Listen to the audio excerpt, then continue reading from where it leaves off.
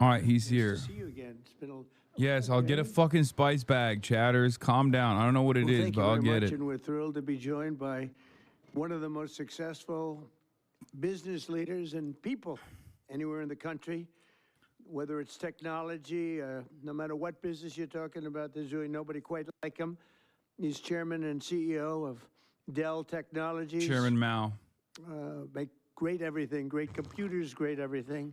Michael Dell, very much of a legend, who's here with his really exciting announcement. It's so Okay, I won't go to amazing, and Temple Bar. Shut much up. More importantly, he's here with his wonderful wife, Susan, and they have a special relationship. I think I can say that, really. It's very nice. I don't see too much of it. I see the opposite, but I don't see too much. I have two special people, and I've seen that. I've known that for a long time, and I think it's a tremendous thing. Also, the CEO of Yeah, I've seen the new journalist in the White House. I know. Brad Gerstner, where are you, Brad?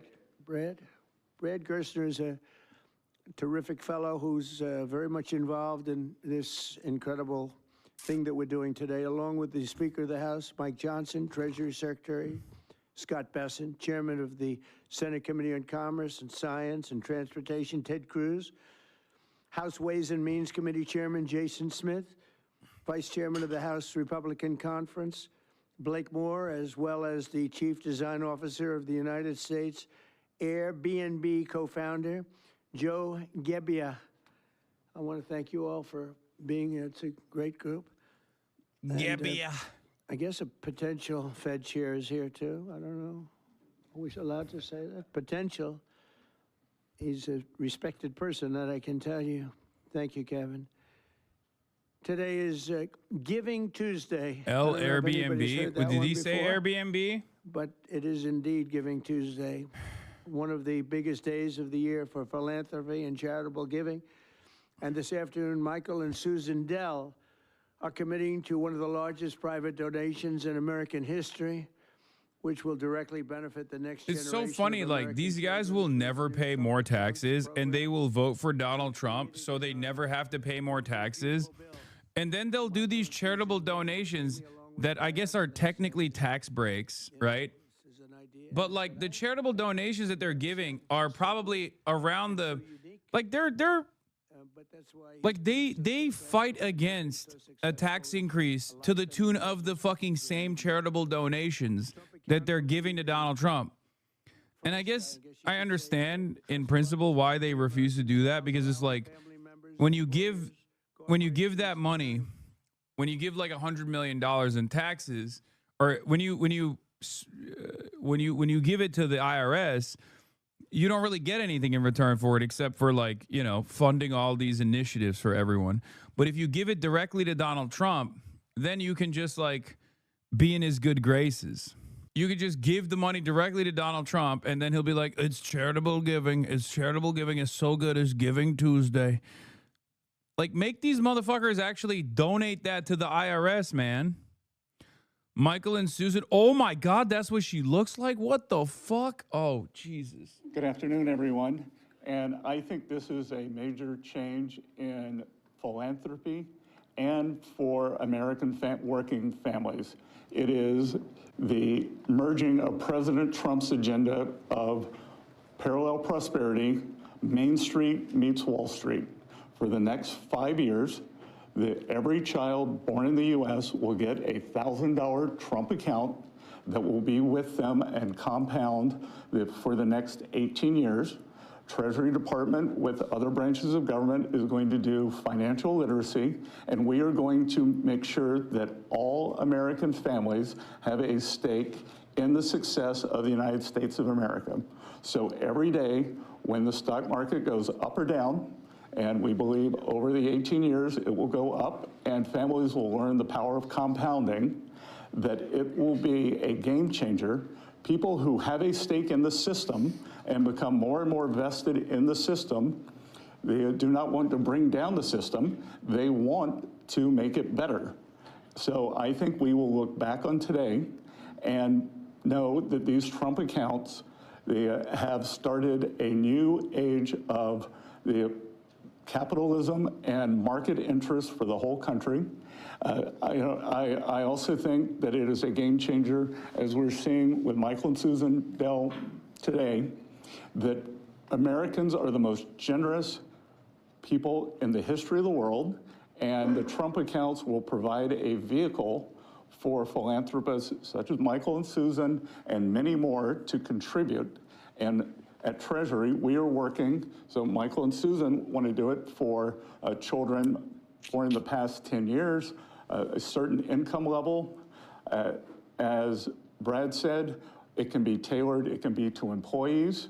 It could be a philanthropist could adopt a state, they can adopt a school, they can adopt a zip code, they can adopt a street. And so we will constantly see these accounts be topped up. For those of you on the Treasury, will be running this on the operational side. What are the benefits? What are the benefits for the billionaires? Come on, get to the benefits. What are they getting? And see the homepage that has a basic. I'm dying, brother. The American government will do anything but fucking tax the rich. I swear to God. What the fuck are we doing? What are we doing? What are we doing? We will literally do anything but tax the rich, bro. It is crazy. Hey guys, you can just fucking own an entire state if you would like. You can become a lordship that has ownership over an entire state by, donating $1 billion to Oklahoma, to Oklahoman children's 401 pre-Ks. Just fucking pay taxes, man. What the fuck are we doing?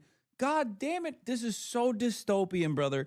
I cannot comprehend this. Like, if redistributive policies are the goal, what the fuck is this capitalist dogma, this dogmatic approach where you're such a zealot that you literally cannot foresee any other method of engaging in redistributive policies where it has to be voluntary?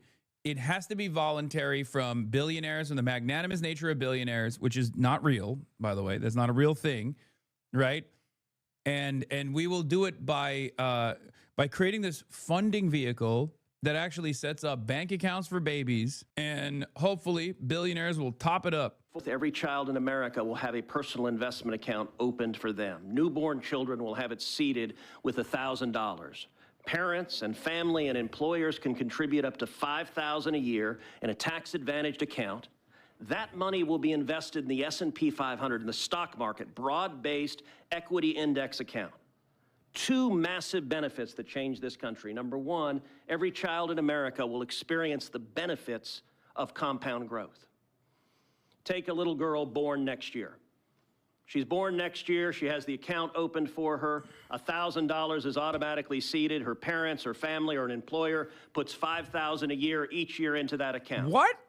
If you assume the historic rate That's of not growth compound of the interest, S&P 500, dumbass. which is 7% That's just, By the time that why would anybody do that? she will have 100. Why would anybody put $5,000 every year into the baby's account? What company is going to do that? In that account? That is game Yeah, changing. if a We're not company is talking the dumping children $5 of grand Michael a and year Susan Bell, every children year, of Donald yes. Trump, and children of people of great success. Yes, okay. Okay, here's how stupid what Ted Cruz is suggesting is, okay? Think about a baby. Okay, think about a baby. We give that baby $1,000. And then what if Michael Dell personally gives that baby $1 million every year? By the time that baby is 18 years old, that baby has $18 million plus the compound interest from the $18 million. Okay? Think about how much money that is. That's like almost $25 million. The baby could have $25 million. Every baby could be a 25 millionaire. By the time they reach 18, it's like, oh yeah, that's true. Technically, yes, if people were just volunteering $5 grand annually, that wouldn't be compound interest. That would just be people giving you $5,000 every year, which is not happening. It's a one-time $1,000 payment for the baby. This is the shittiest part of this is that there is broad recognition of how bad things are by the administration. Okay? There's broad recognition for it. That's the reason why they're doing this. But they would rather give you like a little bit of fucking crumbs and make you go, thank you so much. Say thank you. Say thank you. to me and my billionaire buddies instead of the actual most successful redistributive policies that we could implement, which is to tax these assholes in the room and then fund the government projects. God damn it, Americans are the most propagandized people on the planet. They will eat this shit up, I think. This is how dumb the billionaire buddy actually is. Let's take a look. Quality theme for a second. Here's Michael Dell talking about taxes at Davos in 2019. There are growing calls to address these inequalities, particularly the wage inequality, with more taxes. No, I'm not supportive of that. Well, Keith, And I don't think it would help the growth of the U.S. economy. oh, that's interesting. And can you say a little bit more about why? Why you don't think it would? Well, name a country where that's worked, ever. America, the United States of America. Just go far back enough in time and you will find, even in our history, that has been very successful, okay? Like higher top marginal tax rates at a time when there was obviously less wealth parked in the stock market and more income-based wealth was the appropriate measure back then. Now, obviously, wealth is now kept in the stock market. So clearly that's not even like income-based taxing of this sort is not even the most successful initiative, but like, thanks so much for having me. But like it definitely moves the needle in the appropriate direction. Also, every other country that has a higher fucking tax burden for regular people is doing a better job. United States. Briefly. Ain't no way. Wait, what? Pre-watch. Wait, hold I'm on. not supportive Who of said that? Well, Keith, And I don't think it would help the growth of the U.S. economy. oh, that's interesting. And can you say a little bit more about why? Why you don't think it would? Well, name a country where that's worked, ever. United States. Briefly, in the 80s. No. From about the 1930s through about the 1960s. My bad. My mistake. I should have let the video run. My bad, boys. 60s, the tax rate averaged about 70%. At times it was up as high as 95%. And those were actually pretty good years for growth. So I don't have a strong opinion on that proposal. A lot of the devil is in the details. But I think there's actually a lot of economics that suggests that it's not necessarily going to hurt growth. And I think we have to examine it more closely. There are people. My mistake. I should have just let the video run and let the video do the talking for me. Anyway, this is also, you can tax speculative assets. I wonder if there is a already pre-existing vehicle to tax speculative assets, or at least something that shouldn't be considered a speculative asset, but is unfortunately considered a speculative asset in the United States of America. Oh, that's right. It's called property taxes. So yeah, there is obviously a method. It's already being implemented. Just like there is already a fucking way, just like there has already been a time in the United States history itself where top marginal tax rates were significantly higher and the tax burden was significantly higher on every single American. And actually that was pretty helpful in development making sure that America was improving. There is already a pre-existing system in place for taxing speculative assets. Even if they shouldn't be considered speculative assets, let's be real. I'm talking about housing. Property taxes already exist.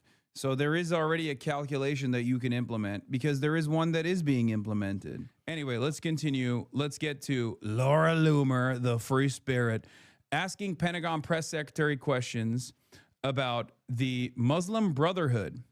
And you might be wondering, what the fuck is Laura Loomer doing in that room? Well, that's because the people in that room have signed a loyalty pledge to the Pentagon.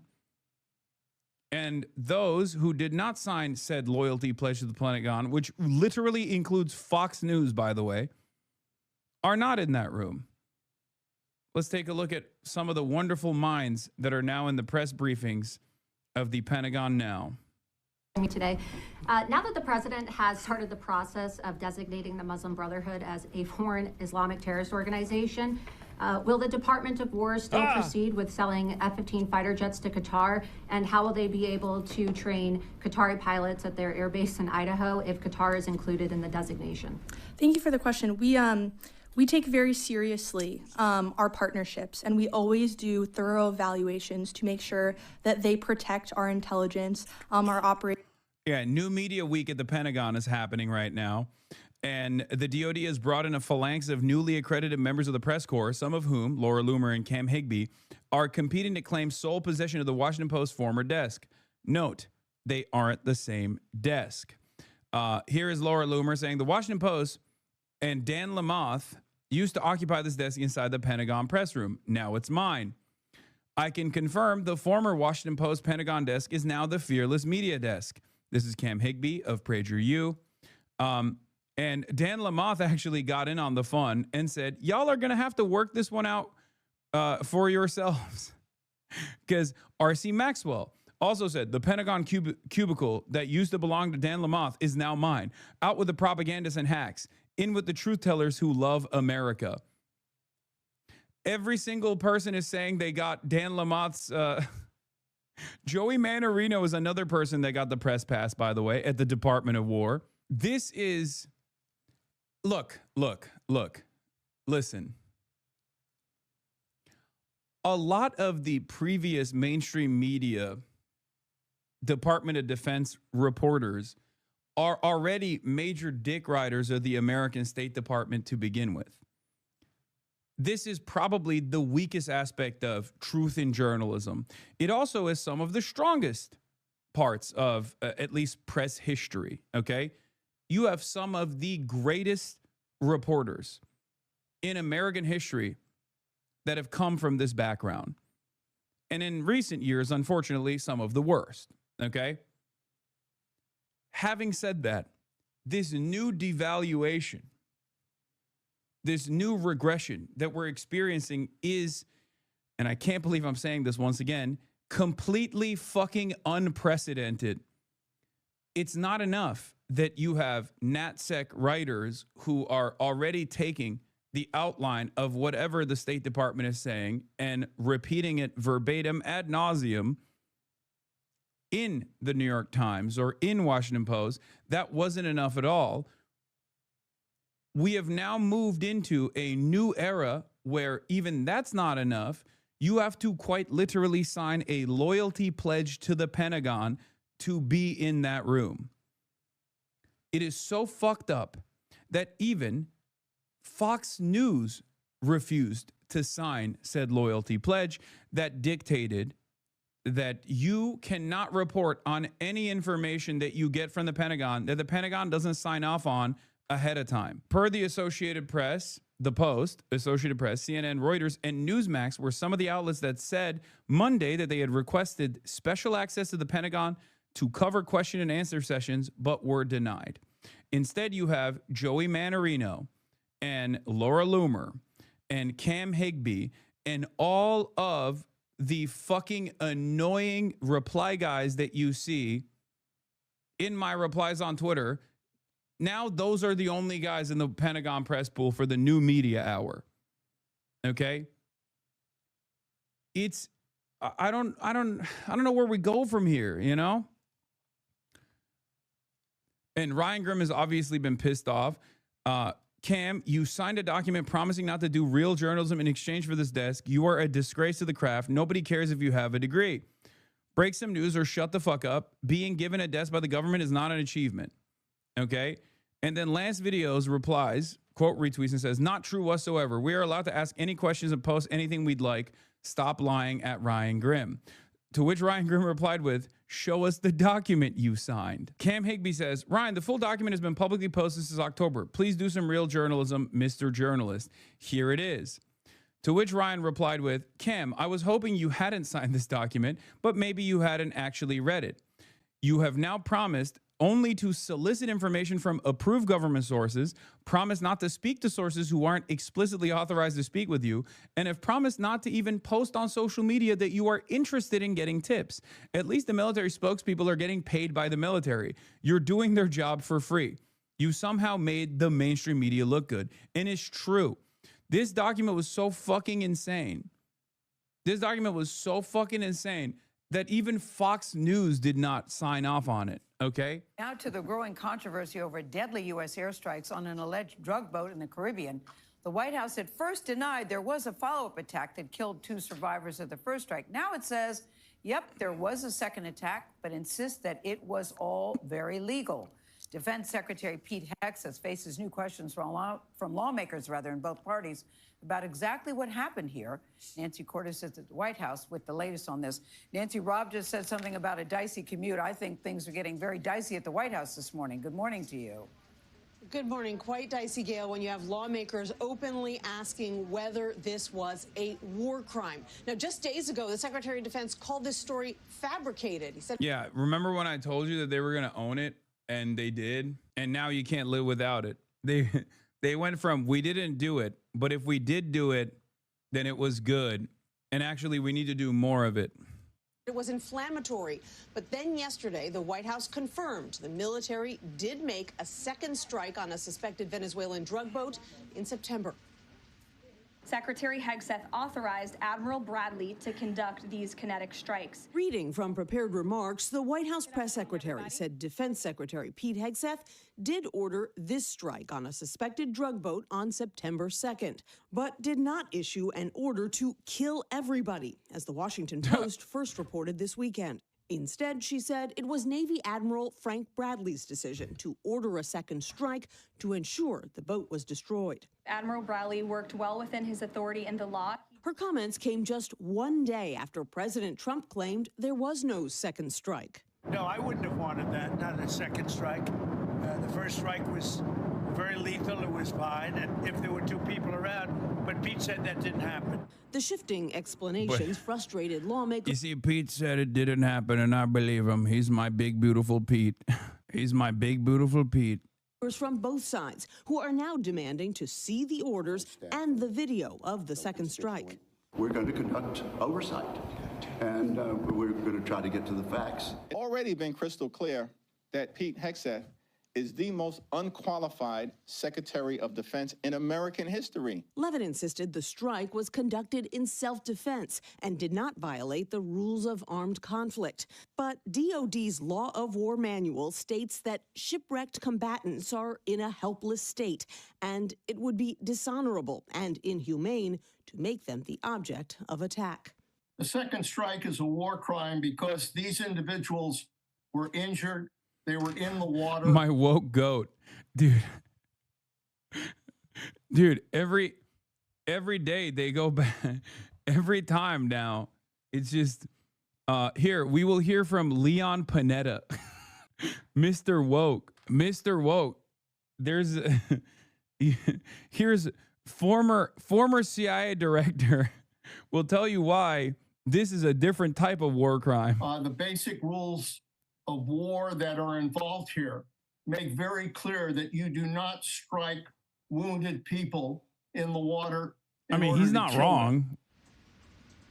That's coming from a former Secretary of Defense, Leon Panetta. Or fucking Secretary of Defense, sorry. Not about a recent call between President Trump and Venezuelan President Maduro. The Miami Herald is reporting that Maduro told Trump he's willing to leave the country in exchange for full legal amnesty, among other demands. Trump rejected his offer, according to the Herald, and instead told the Venezuelan president that he had a week to resign and leave the country, which has not happened, Tony. He was both. Nancy, speaking of learning more while we have you, the White Okay, well, listen. I'm not doing all right now, okay? White House also released details of the president's recent medical MRI test. What can you tell us about that? Yeah, this got a lot of attention because the president kept claiming he didn't know why he got an MRI. Well, now the White House has released a memo from President Trump's physician that said that Mr. Trump underwent advanced imaging of his abdomen and his cardiovascular system for preventative reasons. His doctor said that Trump's cardiovascular imaging is perfectly normal and shows excellent health. The White House did not release the actual report from the radiologist, Tony. President Trump holds a cabinet meeting at the White House, takes questions from reporters. Let's take a look. Do you think he should resign over the fraud scandal in his state? And who should? Tim Walz, over the fraud scandal in his state. Look, I think the man's a grossly incompetent man. I thought that from the day I watched JD destroy him in the debate. I was saying, who was more incompetent, that man or my man? I had a man and he had a man. They were both incompetent, and I had a man and a woman. I thought she was very incompetent too, but now she's leading the field, and I think she's leading the field in this, for the nomination. Anyway, look, that's up to them. That's up to the Democrats. You know, the problem with them is they have really bad policy. And I'm not going to say what it is because I don't want them to change it necessarily. Because I want to run against it, whether it's not going to be me, it's going to be somebody that's going to probably sitting at this table. Could be a couple of people sitting at this table. Could be a couple of people running together sitting at this table, you know? But I want them to win because we've done a great job for this country, and I want that to be carried forward. And you know, I think we have a tremendous bench, really a tremendous bench. But no, I think that Walz is a grossly incompetent man. There's something wrong with him. Okay, there's something wrong with him. And when you look at what he's done with Somalia, which is barely a country, you know, they have just run around killing each other. There's no structure. And when I see somebody like Ilhan Omar, who I don't know at all, but I always watch her for years. I've watched her complain about our Constitution, how she's being treated badly. Our Constitution, the United States of America, is a bad place. The land of 1,000 lakes, or however many lakes they have, they got a lot of lakes. But this beautiful place, and I see these people ripping it off, and now I'm understanding, and you're going to look at that's good. I hear they ripped off Somalians, ripped off that state for billions of dollars, billions, every year, billions of dollars, and they contribute nothing. The welfare is like 88%. They contribute nothing. I don't want them in our country, I'll be honest with you, okay? Somebody would say, oh, that's not politically correct. I don't care. I don't want them in our country. Their country's no good for a reason. Their country stinks, and we don't want them in our country. I can say that about other countries, too. I can say it about other countries, too. We don't want them to hell. We have to rebuild our country. You know, our country's at a tipping point. We could go bad. We're at a tipping point. I don't know if people mind me saying that, but I'm saying it. We could go one way or the other. It's not, brother, that's not just like politically incorrect. You're just straightforwardly a racist man, an incredibly racist man. And when you're the president of those people too. I don't know, like this is far beyond like, oh, I don't want to be politically incorrect. It's wild that we're bringing back like segregationist ass takes. Somali people are doubly cooked because they happen to be both black and Muslim. That's why he's going after him so aggressively. If you're wondering why, racism light wasn't hitting. Yeah, it's the double whammy, dude. That's what it is. And we're going to go the wrong way if we keep taking in garbage into our country. Yeah, I remember in the first Trump tenure when they had to do cleanup for a closed door meeting that Trump had where he was like, I don't want people coming in from shithole countries. And every Republican was like, oh, he doesn't mean that. You got to really stop listening to what Trump is saying. Please stop listening to what Trump is saying. Don't put a lot of emphasis onto what Trump is saying. Look at what he's doing. Well, what he was doing was also racist. But like, he straight up, like they felt the need at the time to course correct. It's so crazy how far we've come from then, where he just says people are garbage people. Like he just straight up saying people coming from Somalia are garbage people. Ilhan Omar is garbage. She's garbage. Her friends are garbage. These aren't people that work. These aren't people that say, let's go, come on, let's make this place great. These are people that do nothing but complain.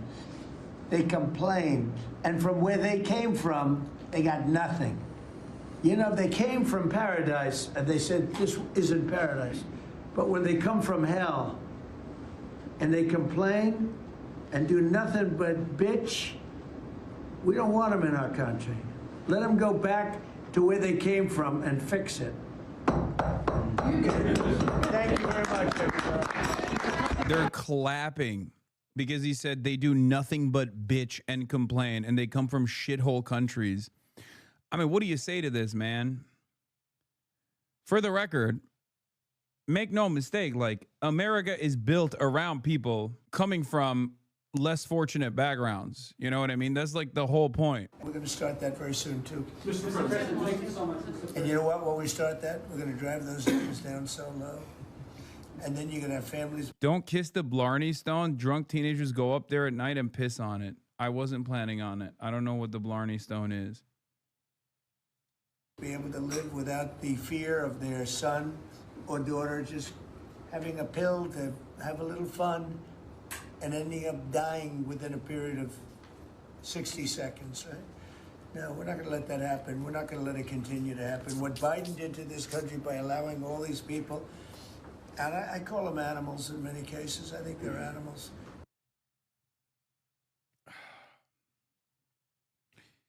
I mean, what do you think where do you think this goes? He's just straight up saying, like, immigrants coming from shithole countries are garbage people who are all animals, and we're gonna get them the hell out of here. This is just like I don't think at the time Adolf Hitler or Mussolini were as crass, but it's basically the same shit. It's just like somehow, bi Hitler, exactly. It's bisexual Adolf Hitler, which is extra crazy because then they get mad when you say this is just Adolf Hitler. This is you're doing straight Hitlerian politics. So they're like, how dare you say that? You want us dead. It's like, no, I think you want to kill people, and you are killing people, and you just want to kill more of the people that you're killing. But this kind of dehumanizing language about entire swaths of the American public that just happen to be non-white, okay? Just happen to be non-white for some reason. So you think half of America is pro-Hitler is the follow-up question here. And my answer is, if they're pro-Trump and this kind of rhetoric, then yeah, they are. The fuck are we talking about? To come into our country and destroy our country and let all those drugs pour in. Let people just walk across the border like it was nothing. You look at them, a lot of them, you know, you say, oh, let's not discriminate. I'm not talking about color. I'm just talking about, you look into the eyes of some of these people. We're smart. And you see a killer. Come on in. Just come on in. 11,888 murderers. Many of them committed more than one murder. He allowed them into our country, totally unvetted, totally unchecked. But he also allowed drugs to come in at record numbers. And hundreds of thousands of people a year died. And we're taking those son of a bitches out, yeah. Mr. President, you finish up. One more, yeah. When you talk about affordability, is going forward, are the American people, do you believe, getting impatient with the reforms that you're making? They've talked about it's about. No, I think they're getting fake news from guys like you. Look, affordability. I will say Trump also sounds like shit, like more like shit than he sounds more shitty than he used to somehow. I don't know. Maybe he's dying. Who knows? Don't get your fucking hopes up, obviously, but. It is a hoax that was started by Democrats who caused the problem of pricing, and they didn't end it. Look, they lost in a landslide. We won every swing state. We won the popular vote. We won everything. You take a look at districts, it was 2,750 to 500, 525. Because that was an affordability problem. We brought it down. Look at energy. Look at the gasoline price. It's like the simplest, and it's the biggest. Because if energy comes down, everything comes down. That's the way it works. We're going to be at 250. You said 199 in some places in the country, right, Chris? You said it. I didn't say it. And they won't check you. They'll check me. So, you know, I'd like to use your number. 199 a gallon. Yeah. Affordability is a hoax, but also the problem of the Democrats Democrats both lie and say things aren't affordable, but also they made things unaffordable. It's real when the Democrats caused it. It's fake news when you say, I'm responsible for the current situation. And also, the current situation is not bad, except for when it is bad, because I need to blame the Democrats. They did it. They did the bad thing. Unthinkable. If you go back a year and a half ago, it's unthinkable. So, no, we're bringing the prices down, way down. Beef is coming down now. We've done certain magic, and beef is coming down. But we inherited horrible prices. We inherited really the worst, again, the worst inflation in history. We inherited that. When I came in, that's what he had. And we fixed inflation. And we fixed almost everything, if you want to know the truth, including 8 wars. We got 1 to go, but including 8 wars. But when they always say, I watched today where they have a race going on right now in Tennessee, and this woman goes, affordability, affordability. They're the ones that caused the problem. 2 candidates vying to become the next member of Congress. Democratic State Representative Aftyn Behn is looking to keep the momentum going and give Democrats another win following the recent blue victories in November in states like New Jersey and Virginia. We cannot accept more of the same. While Republicans pull out all the stops to drum up support for first-time GOP candidate Matt Van Epps. It's a critical election. We know that the majority in the House is a narrow margin. Ahead of Election Day, Speaker Mike Johnson flew to Tennessee, hoping to energize Republican voters to get to the polls. They think they can flip this seat from red to blue. That is not going to happen. And President Trump got on the phone, making one final push for Van Epps as a sign of strength of the Republican Party in a special election. I have to say, the whole world is watching. This is a big deal because right now we're like 3 votes up on the radical left, and this would be a wonderful victory for us. Behn leaned on heavy hitters on the left, like former Vice President Al Gore and Representative Alexandria Ocasio-Cortez. Why do you think that you have a shot at winning in a district where President Trump won by 22 points? The voters are tired. They're tired. I have routinely said throughout the campaign, I don't care who you voted for. I don't care what political party you belong to. If you are upset with the cost of living and the chaos of Washington, then I am your candidate. Now, the campaign for the winning candidate will not end after tonight. They will have to run for re-election in the 2026 midterms. Tony? Polls now open for Tennessee's 7th congressional district, the election that is such a special election. You've got political heavyweights coming in town from all Low-key, the whole world is watching Tennessee. At least I am, from fucking Ireland. Across the country. It is typically a very deep red congressional district that is up for grabs. President Trump, for example, carried it by 22 points last year. But Democratic leaders have a real chance. I don't think chatters understand. This would be... I can't think of a bigger upset than this, dude. Yeah, but this is nowhere. This is not the blowout it was a year ago. New York Times has improved its Van Epps' chances by to 4.1. Anderson, I was just going to say, John and I were talking about this real quickly. John and I were talking about this. Can you, the rural people vote for their own demise and just blame immigrants? Suicide cult? It's true. Look, I gotta go to sleep though. I wanted to see like early performance. I wanted to see a better performance from Aftyn early on, but it does kind of look. It's not an end. It's not the end yet, and I will give you my thoughts on it tomorrow as well. But I do literally have to wake up early tomorrow to do the Trinity College stuff. But I'll be live tomorrow with some fun stuff, some fun IRLs, specifically in Dublin. But I have to go to bed. It's not the beer, chatter. It's the fact that it's 2 a.m. here and I have to wake up early and I haven't slept at all. I didn't even fucking finish the beer. Yeah, I wanted to see this through to the best of my ability, but I was literally falling asleep and someone caught me in the chat and was like, is Hasan falling asleep? It's true. We'll see. Hopefully crazy things happen when I'm not live. Is the college thing going to be filmed? Yes. We'll be filming it. I don't think we're going to be live streaming it though, because it'd be far too early for you guys, because it's at like 2 p.m. here, which would be like 6 a.m. or even earlier than that. I think it'd be like 5 a.m. LA time. So. Anyway, love you guys, and I will see you tomorrow, okay? Peace, everybody.